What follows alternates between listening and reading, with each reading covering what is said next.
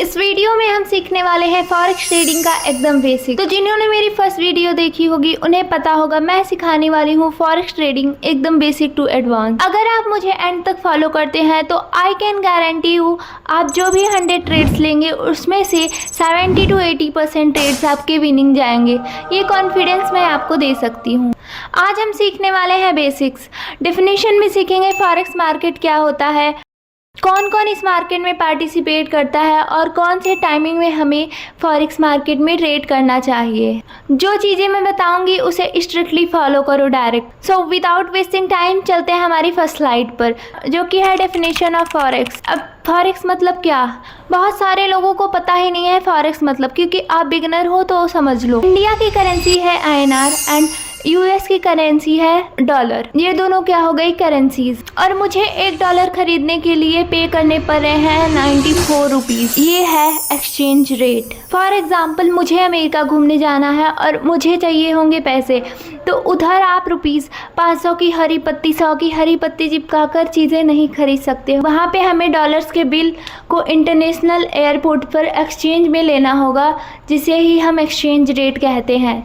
अब इसमें क्या प्रॉब्लम है, 2014 में $1 मिल रहा था 65 रुपीज़ का और 2026 में वही डॉलर की प्राइस हो गई 94 रुपीज़।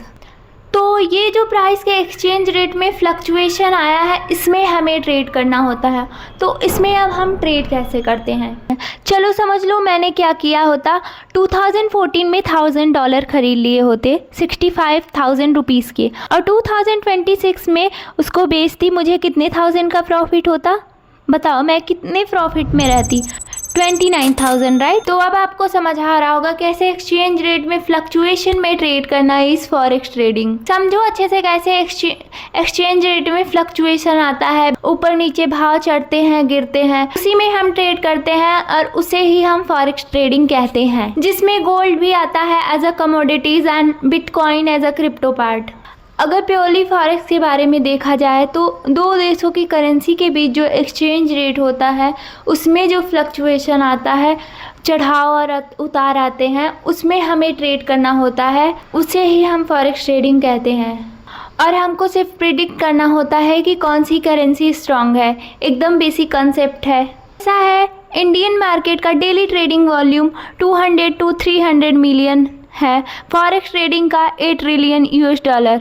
फ़र्क क्या होता है, 100 मिलियन के बनते हैं 1 बिलियन और 1000 बिलियन के बनते हैं 1 ट्रिलियन। तो अगर आप इसको इंडिया के शब्दों में तय करना चाहो तो 2 इंडिया के GDP डेली ट्रेडिंग वॉल्यूम है। अब कितना बड़ा मार्केट है आप समझ सकते हो। अगर कोई आपको आके बोलता है कि फॉरेक्स इज़ अ स्कैम, तो उसको जाके बोलो पूरी दुनिया फॉरेक्स पे चल रही है, अगर फॉरेक्स ट्रांजैक्शन बंद हो जाएगा तो पूरी इकोनॉमी कोलैप्स हो जाएगी, पूरा वर्ल्ड ऑर्डर कोलैप्स हो जाएगा। समझ रहे हो मैं क्या कह रही हूँ। If forex transaction stops will any economy work, कोई इकोनॉमी वर्क कर सकती है क्या? It's impossible for any country to work without forex transaction. और ये जो आजकल के बुद्धू लोग बोल रहे हैं कि फॉरेक्स ट्रेडिंग स्कैम है और कलर ट्रेडिंग करवा रहे हैं, उनसे थोड़ा सा बच के रहें। जैसा मैंने कहा, इस फ्लक्चुएशन से प्रॉफिट बनाना एक्सचेंज रेट के ही हमारा एम है। अब हर एक ट्रेडिंग का एक बेसिक प्रिंसिपल होता है। एक एग्जांपल से समझ लो, जैसे एक सब्जी मंडी है, मैं बायर हूँ और आप सेलर हो। तो मैं जब वहाँ सब्जी खरीदने आऊँगी तो मेरी हमेशा क्या सोच रहेगी कि मैं सस्ते में खरीदूं, और आप हमेशा क्या सोचोगे कि मैं महंगे में बेचूं। तो यही है फॉरेक्स की बेसिक प्रिंसिपल। एक बेसिक प्रिंसिपल है फॉरेक्स ट्रेडिंग के, जिस पे पूरी फॉरेक्स ट्रेडिंग चलती है। तो फॉलो करें एंड सब्सक्राइब करें और कमेंट में ज़रूर बताएं।